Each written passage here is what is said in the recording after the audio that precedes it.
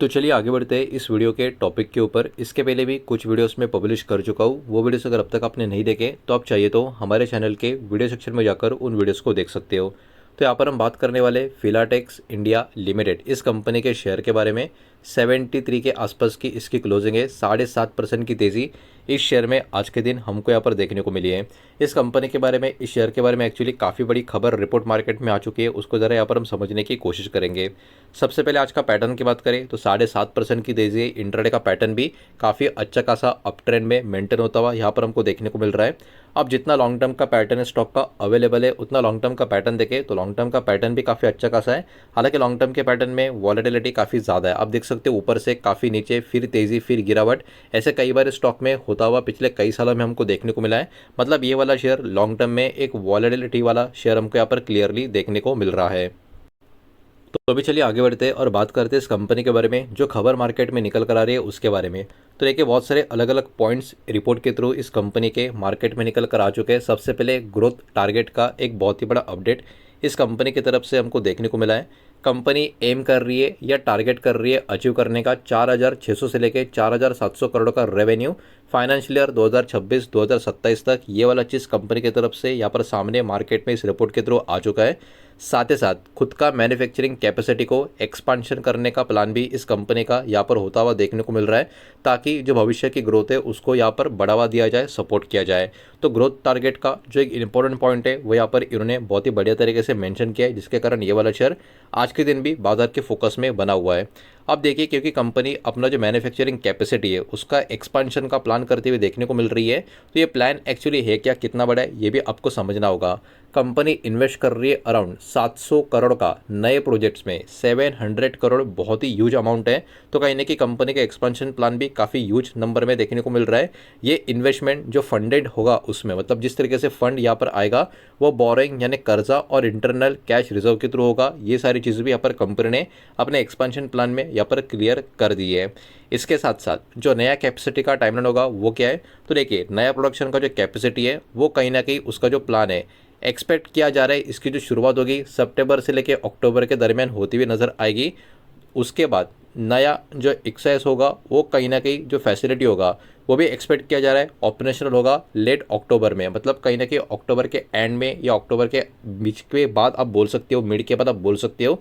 ये वाला डेटा भी कंपनी के खुद का जो नया कैपेसिटी का टाइमलाइन है, मतलब जो फैक्ट्रीज होती है उसके बारे में यहाँ पर निकल कर आ रहा है।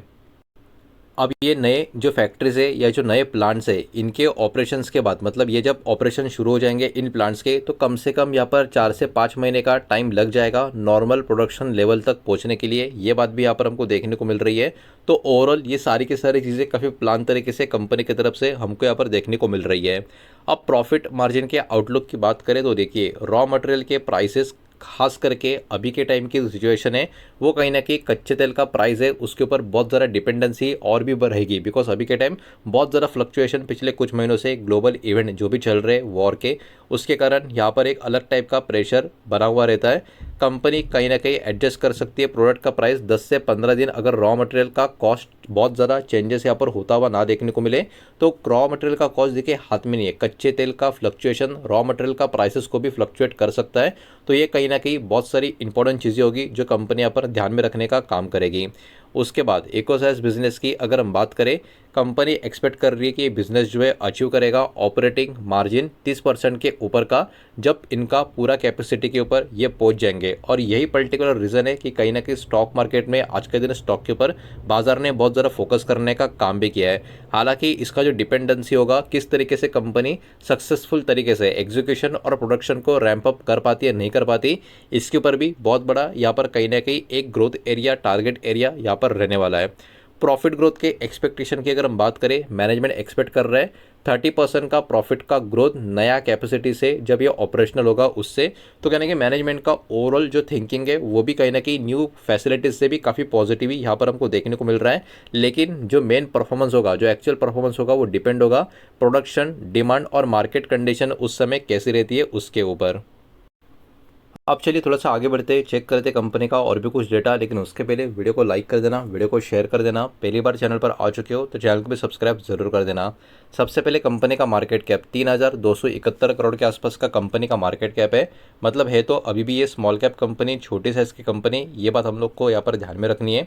उसके बाद स्टॉक के पी की बात करें तो वो 17 के करीब हमको देखने को मिल रहा है। मतलब कंपनी 1 रुपया कमा रही है तो लोग यहाँ पर 17 रुपया देने को तैयार है, ऐसा कहीं ना कहीं इसका मतलब भी निकल कर आता है। तो स्टॉक का पी 17 का है। और इसके सामने इंडस्ट्री की बात करें तो इंडस्ट्री का पी 23 के करीब देखने को मिल रहा है। मतलब जितना इंडस्ट्री का डिमांड चल रहा है, स्टॉक का डिमांड अभी तो इंडस्ट्री के नीचे ही देखने को मिल रहा है। ये बात भी यहाँ पर हमको समझ में आ जाती है।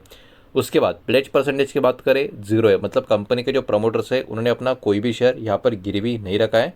कंपनी का टोटल असेट भी काफ़ी अच्छा खासा है। 2,460 करोड़ के आसपास का नंबर कंपनी के असेट का अभी के टाइम देखने को मिल रहा है।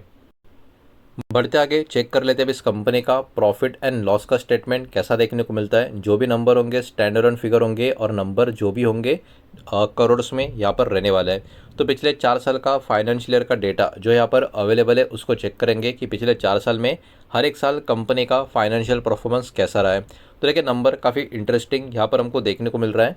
4 साल पहले कंपनी का नेट प्रॉफिट था 90 करोड़ का, उसके अगले साल प्रॉफिट हो गया 111 करोड़ का, फिर हो गया 135 करोड़ का, और पिछला फाइनेंशियल ईयर कंपनी का जो प्रॉफिट है वो है दोस्तों 184 करोड़ का।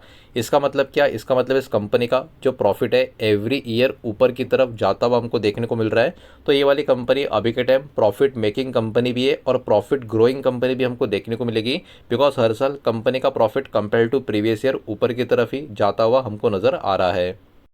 अब बढ़ते आगे और चेक करते हैं इस कंपनी का शेयर होल्डिंग पैटर्न का डेटा। अब जून 2026 का जो लेटेस्ट पैटर्न है, जैसे कि अगर आप देख सकते हो वो अवेलेबल है, उसके हिसाब से पैटर्न को भी चेक करेंगे। प्रमोटर का प्लेज होल्डिंग कुछ नहीं है, वो अभी हमने कुछ मिनटों पहले देख लिया था। तो ओवरऑल सबसे पहले प्रमोटर की होल्डिंग की बात करें तो 65.47% का स्टेक तो प्रमोटर के पास है। मतलब इस कंपनी के जो मेजॉरिटी शेयर होल्डर्स है वो इसी कंपनी के प्रमोटर्स हमको देखने को मिल रहे हैं। एफएस की बात करें तो एफएस का स्टेक भी 4.03% का है। छोटी कंपनी है, स्मॉल कैप कंपनी है, उसके बावजूद भी एफएस का स्टेक कंपनी में कहीं ना कहीं काफ़ी अच्छा हमको देखने को मिल रहा है। डीएस की बात करें, डीएस का स्टेक 2.84% का है, तो डीएस का स्टेक भी कहीं ना कहीं काफ़ी बढ़िया है। पब्लिक होल्डिंग बची हुई 27.66% के करीब की हमको देखने को मिल रही है।